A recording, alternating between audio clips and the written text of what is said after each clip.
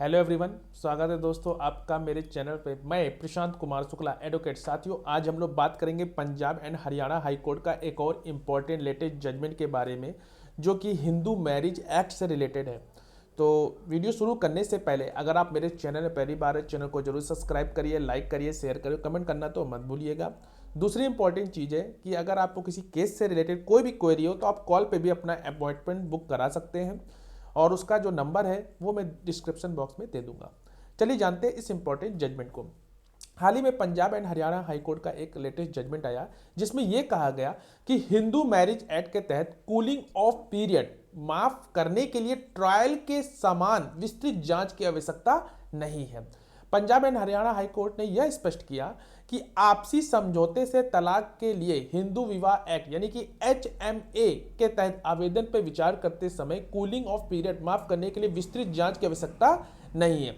Cooling of period माफ करने की जो प्रार्थना पर विचार करते समय न्यायालय को संतुष्ट हो जाना चाहिए कि ऐसे अनुमति देने के लिए उस आवश्यक आधार मौजूद है।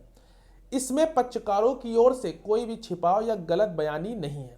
न्यायालय को एक्ट की धारा 23 के संदर्भ में स्वयं को संतुष्ट करना आवश्यक है। इसमें कहा गया है कि किस तरह के आवेदन पर विचार करते समय आमतौर पर अदालत को मुकदमे जैसी कोई विस्तृत जांच करने की आवश्यकता नहीं होती है। न्यायालय को इस तरह के मूल्यांकन के लिए उसके समक्ष प्रस्तुत दलीलें और हलफनामों पर गौर करने अपने विवेक के तहत करेगा।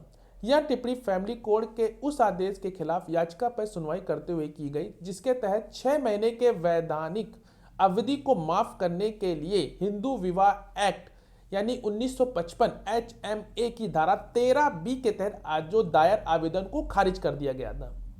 दोनों पक्षकार को जो शादी 2018 में हुई थी, उसके बाद स्वभाव संबंधी समस्याओं के कारण जनवरी 2020 से अलग अलग रहने लगे।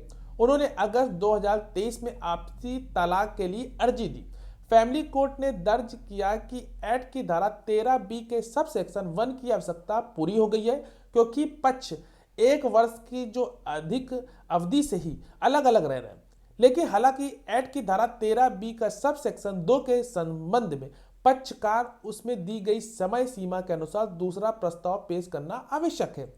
मामले को मार्च 2024 तक के लिए स्थगित कर दिया गया। सितंबर 2023 में उन्होंने संयुक्त रूप से फैमिली कोड के समक्ष आवेदन दायर कर एक्ट की धारा 13B का सब सेक्शन 2 के तहत 6 महीने की जो वैधानिक अवधि को माफ करने की भी मांग की। फैमिली कोर्ट ने इस तथ्य के मद्देनजर आवेदन को खारिज कर दिया कि अपीलकर्ताओं का मामला एक्ट की धारा 13B का सब सेक्शन 2 के तहत उल्लेखित 6 महीने की जो निर्धारित अवधि को माफ करने के लिए निर्धारित मापदंडों के अंतर्गत नहीं आता।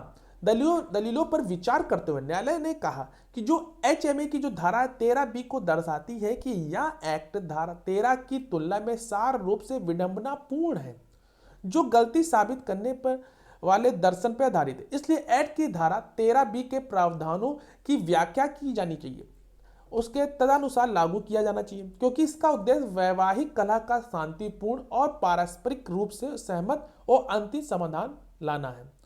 कोर्ट ने यह भी कहा कि यह दिखाने के लिए रिकॉर्ड पे कोई सामग्री नहीं है कि पक्षकारों द्वारा कोई छिपाव या गलत बयानी की गई हो। विवाह से कोई बच्चा पैदा नहीं हुआ, पक्षकार शिक्षित है, उनके बीच समझौते और सुलह की कोई संभावना नहीं। ऐसे परिदृश्य में एक्ट की धारा 13B का सब सेक्शन 2 के तहत 6 महीने की जो वैधानिक अवधि को माफ करना व्यवहारिक है। उपरोक्त आलोक में न्यायालय ने यह राहत दी। तो आशा करते हैं यह जजमेंट आपको समझ में आया होगा। और अगर आपकी कोई भी क्वेरी हो किसी केस से रिलेटेड या फैमिली कोर्ट से रिलेटेड कोई भी केस है आपके पास और आप उसके बारे में कोई क्वेरी करना चाह रहे हैं, तो आप कॉल पे भी अपना अपॉइंटमेंट बुक करा सकते हैं। मिलते हैं एक नेक्स्ट वीडियो एक नेक्स्ट जजमेंट सीरीज के साथ। तब तक के लिए धन्यवाद।